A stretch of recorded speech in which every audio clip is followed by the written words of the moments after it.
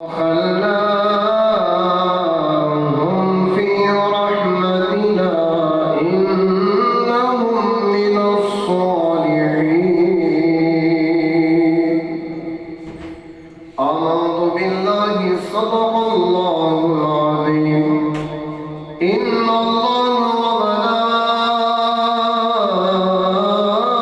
وملائكته يصلون على النبي يا أيها الذين آمنوا صلوا عليه وسلموا تسليما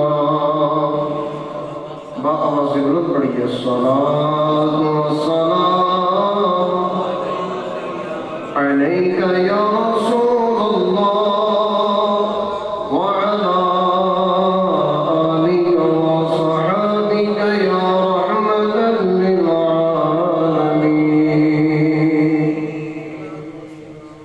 شاید اعلیٰ حضرت ہیں، آپ فرماتے ہیں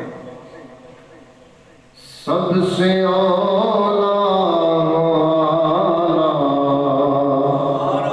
ہمارا نبی سب سے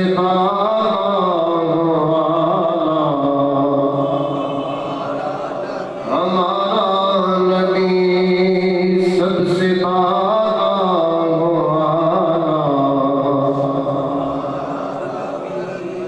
خلق سے اولیاء سے رسول اور رسولوں سے اعلیٰ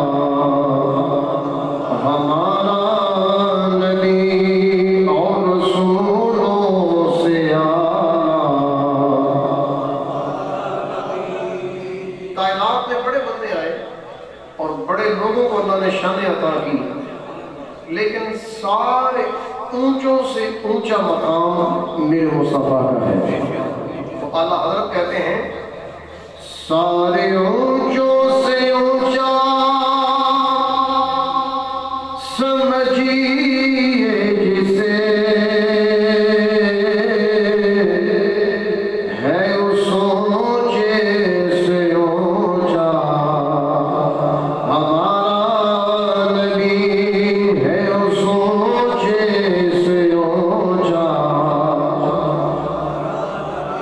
ملک کونین میں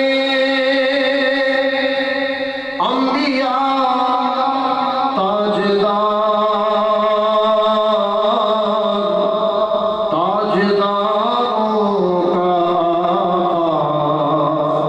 ہمارا نبی تاجداروں کا.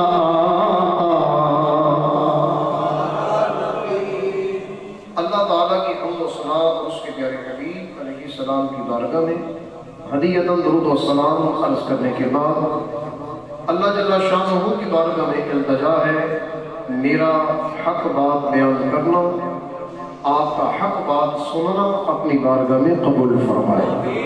قرآن لاجواب، بے مثل اور بے مثال ایسی عظیم المرتبہ کتاب ہے جس کے اندر صبر کا بھی ذکر ہے، رحمت کا بھی ذکر ہے، اللہ کے عذاب کا، قہر کا، جبر کا بھی ذکر ہے، اور ان ساری باتوں پر عمل کرنے کے لیے اللہ نے اپنے نبیوں کا بھی ذکر فرمایا ہے. اپنے نبیوں کی زندگیاں دنیا والوں کے سامنے بیان کی اس قرآن کے اندر، اور نبیوں کے نام کی ایک پوری سورت ہے سورۃ الانبیاء. کون سی سورت ہے؟ سورۃ الانبیاء، پارہ نمبر 17، 17ویں پارے میں سورۃ الانبیاء. اس سورۃ الانبیاء میں ایک اللہ کے نیک بندے کا ذکر ہے جس کے ذکر سے آج ہم فائدہ اٹھائیں گے کہ انسان کو زندگی کے اندر توبہ بھی کرنی چاہیے. قدم قدم پہ بھول جاتا ہے، گناہ ہو جاتا ہے، شیطان کے بہکاوے میں آ جاتا ہے. توبہ کرنی چاہیے اور توبہ بھی ایسی کرنی چاہیے کہ اس کے بعد دوبارہ گناہ نہیں ہونا چاہیے، ایسی پکی توبہ۔ اور ایسی پکی توبہ کے لیے ایک بندے کی زندگی لاجواب ہے، اس بندے کا نام ہے ذوالکفل۔ کیا نام ہے؟ بلند آواز سے بولیے، ذوالکفل۔ کفل کفالت سے نکلا۔ کفالت کا مطلب ہوتا ہے کسی کی ذمہ داری اٹھانا، کسی کی ذمہ داری کو قبول کرنا، اٹھانا، اس کو کہتے ہیں کفالت۔ جیسے ایک بندہ فوت ہو جائے، پیچھے بچے چھوڑ جائے، تو کوئی چاچا، کوئی ماما، کوئی تایا ان کی ذمہ داری اٹھا لیتا ہے کہ ان کو میں سنبھالوں گا، اس کو بولتے ہیں کفالت۔ اور جو کفالت کرنے والا ہوتا ہے اس کو بولتے ہیں ذوالکفل، کفالت کرنے والا۔ آپ کا اصل نام ہے بشر، حضرت ایوب علیہ السلام کے بیٹے ہیں۔ کس نبی کے بیٹے ہیں؟ ایوب، وہ ایوب علیہ السلام جن کو صبر کے انداز میں آزمایا گیا۔ 70 سال تک آپ کو آسانی، خوشحال زندگی، بہت بڑے ذمہ دار تھے، بہت زیادہ آپ کی زمین تھی، بہت زیادہ مال تھا، حتیٰ کہ علماء نے لکھا ہے 1000 بکریاں، 1000 گائے اور 1000 اونٹنیاں، اتنا زیادہ آپ کا مال تھا اور جائیداد بھی کثیر تھی۔ 7 بیٹے اور 7 بیٹیاں، 14 افراد تھے آپ کی اولاد کے، اور ان میں سے ایک کا نام تھا حضرت بشر، جو کہ ایوب علیہ السلام کے بیٹے ہیں، اور ان کا لقب ہے ذوالکفل۔ ان کے نبی ہونے میں یا نبی نہ ہونے میں اختلاف ہے۔ بعض علماء کہتے ہیں کہ یہ بھی اللہ کے نبی ہیں، بعض کہتے ہیں کہ یہ اللہ کے نبی نہیں ہے۔ تو بہرحال ہم ان کا تذکرہ یوں کرتے ہیں کہ ایک اللہ کے نیک بندے ہیں۔ اگر نبی ہوں گے تو وہ بھی نیک ہی ہوتے ہیں، اگر ولی ہوں گے تو وہ بھی نیک ہی ہوتے ہیں۔ تو ہم ان کے بارے میں کیا کہیں گے کہ اللہ کے نیک بندے ہیں۔ تو ایک اللہ کے نیک بندے کا ہم ذکر کرتے ہیں جن کا ذکر اتنے نیک ہے کہ اللہ نے ان کی نیکی کا ذکر قرآن میں کیا۔ جس کی نیکی کا ذکر اللہ قرآن میں کر دے، اس نیکی جیسی کوئی نیکی ہے؟ یقین مانے کوئی نیکی نہیں۔ کہ آج اگر کسی کے سامنے کسی کی نیکی رکھی جائے تو 10 بندے ہوں گے، 20 بندے ہوں گے، 100 بندے ہوں گے، 1000، 1 لاکھ، 2 لاکھ۔ اور یہ ایسے خوش نصیب ہیں جن کی نیکیاں اللہ نے پوری دنیا کے سامنے رکھی، ہر دور کے اندر رکھی، کہ جب تک قرآن رہے گا ان کی نیکیوں کا چرچا رہے گا، جب تک قرآن رہے گا۔ تو دیکھیے 17واں پارہ سورہ انبیاء، اللہ فرماتا ہے وَإِسْمَاعِيلَ وَإِدْرِيسَ وَذَا الْكِفْلِ كُلٌّ مِّنَ الصَّابِرِينَ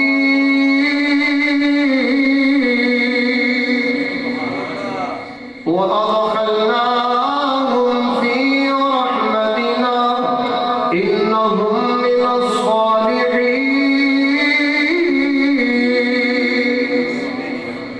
لاجواب انداز ہے۔ آیت نمبر 85 ہے۔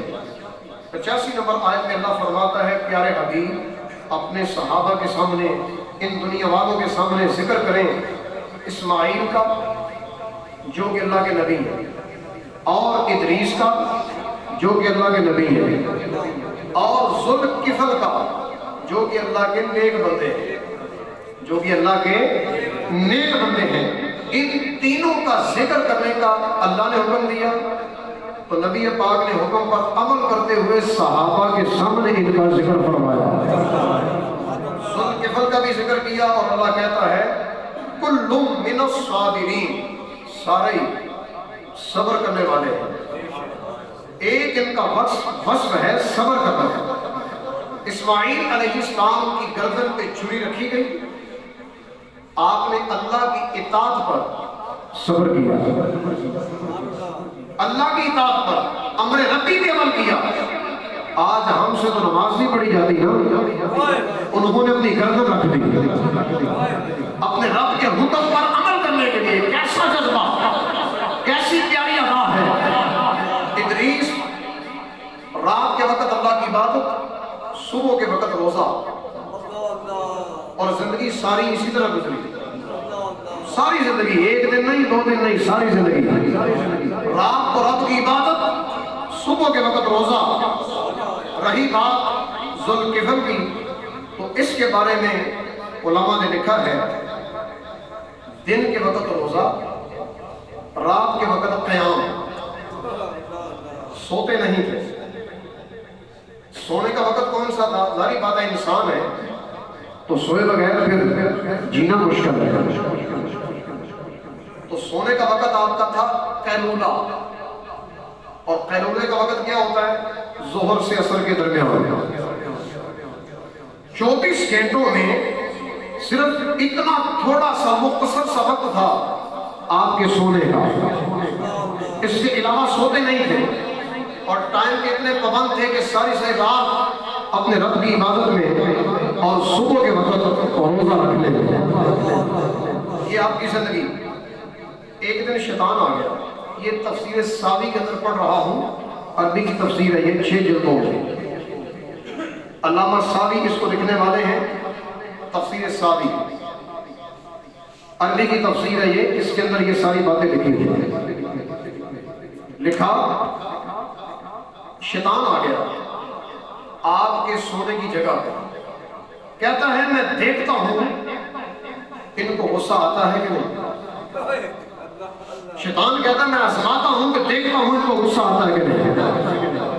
جب سونے کے لیے آپ اپنے بستر پر تشریف لائے، قیلولہ کے وقت، جس وقت آپ کے سونے کا ٹائم ہوتا تھا، قیلولہ کے وقت آپ سونے کے لیے بستر پر تشریف لائے، ساری رات کا بندہ جاگا ہوا ہو، سارا دن کا جاگا ہوا ہو، جب سونے کا وقت آئے اور کوئی آ کے دروازہ کھٹکھٹائے، کیسا لگتا ہے؟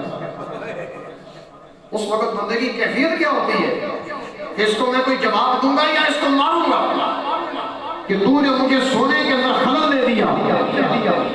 ایسا ہی ہوا جب سونے کے لیے تشریف لائے تو شیطان آ گیا، دق علیہ الباب، دروازہ کھٹکھٹایا، فرمانے لگے من ھذا، کون؟ کہا شیخ کبیر مظلوم، میں ایک بوڑھا آدمی ہوں اور مظلوم ہوں، مطلب مجھ پہ کسی نے ظلم کیا ہے، میرے ظلم کا بدلہ دلوائیے، فیصلہ کیجیے، میں ایک مظلوم آدمی آپ کے دروازے پہ آیا۔ شیطان نے یہ کہا، کہنے لگا کہ میرے اور میری قوم کے درمیان جھگڑا ہو گیا، میری قوم نے مجھ پہ ظلم کیا، تو میں مظلوم ہوں، بوڑھا آدمی ہوں، لہذا مجھ پہ کرم کیجیے۔ حضرت ذوالکفل فقام، کھڑے ہوئے، وفتح لہ الباب، اس کے لیے دروازہ کھول دیا۔ جیسے دروازہ کھولا وہ اندر آیا، اس نے اور باتیں شروع کر دی۔ جب باتیں لمبی ہو گئی تو سونے کا وقت خراب ہو گیا۔ مقصد کیا تھا کہ سونے کا وقت ان کو سونے نہیں دینا، اس نے گفتگو لمبی کی اور سونے کا وقت چلا گیا۔ جیسے ہی سونے کا وقت چلا گیا تو پھر آگے ظاہری بات ہے کہ اور زندگی کے معمول، پہلے دن نہیں سوئے، شیطان نے نہیں سونے دیا۔ اگلے دن صبح کے وقت یا رات کے وقت جب بھی آپ اپنی مسند پر، بادشاہت کے مقام پر، وقت کے بادشاہ بھی تھے، بادشاہت کے مقام پر آپ بیٹھتے اور فیصلہ کرنے کے لیے دنیا سامنے ہوتی، تو آپ نے کہا کل والا بندہ کہاں ہے جو میرے پاس آیا تھا فیصلے کے لیے، بوڑھا تھا، مظلوم تھا، آج کھڑا ہو جائے، اس کا فیصلہ کیا جائے گا۔ وہ مظلوم آدمی وہاں نہیں تھا، شیطان وہاں نہیں آیا۔ اگلا دن آ گیا اور پھر سونے کے لیے تشریف لائے تو اس نے پھر آ کر دروازہ کھٹکھٹایا۔ کہتا ہے آنا شیخ کبیر مظلوم، حضرت صاحب دروازہ کھولیے، میں ایک مظلوم آدمی ہوں۔ آپ نے دروازہ کھولا، اس نے پھر جب سامنے اس طرح کی بات کی کہ میں لڑائی جھگڑے پر فیصلے کے لیے آیا ہوں، تو آپ فرمانے لگے میں نے تجھے کہا نہیں تھا کہ جب میں فیصلے کے لیے اپنی مسند پہ بیٹھوں پھر آنا. تو آگے سے کہنے لگا جی میری قوم بڑی خبیث ہے، انہوں نے ایسا جھگڑا کیا ہے کہ میری یہ لڑائی ہے ہی بڑی سخت قسم کی تھی اور میں آ نہ سکا. بہرحال باتیں پھر لمبی کر دی اور دوسرے دن بھی سونے کا وقت چلا گیا. اگلا دن آ گیا تو پھر آپ نے فرمایا کہاں ہے وہ جس نے فیصلے کے لیے کہا تھا؟ پھر نہیں آیا. جب تیسرے دن آپ لیٹنے کے لیے تشریف لائے اس نے آ کر پھر دروازہ کھٹکھٹایا، لیکن آپ نے پہلے سے تاکید کی تھی کہ اپنے دربانوں کو کوئی بندہ بھی میرے پاس نہ آئے، کوئی بندہ بھی میرے پاس نہ آئے، کوئی بھی قریب نہ آئے. لیکن شیطان پھر آ گیا اور آ کر دروازہ کھٹکھٹایا، کہنے لگا جی میری بہت مجبوری ہے، میں بادشاہ سے ملنا چاہتا ہوں. دروازہ کھولا گیا، بادشاہ کے پاس آ کر بیٹھ گیا. آپ نے دیکھا، فرمایا تجھے کہا نہیں تھا کل کو آنا؟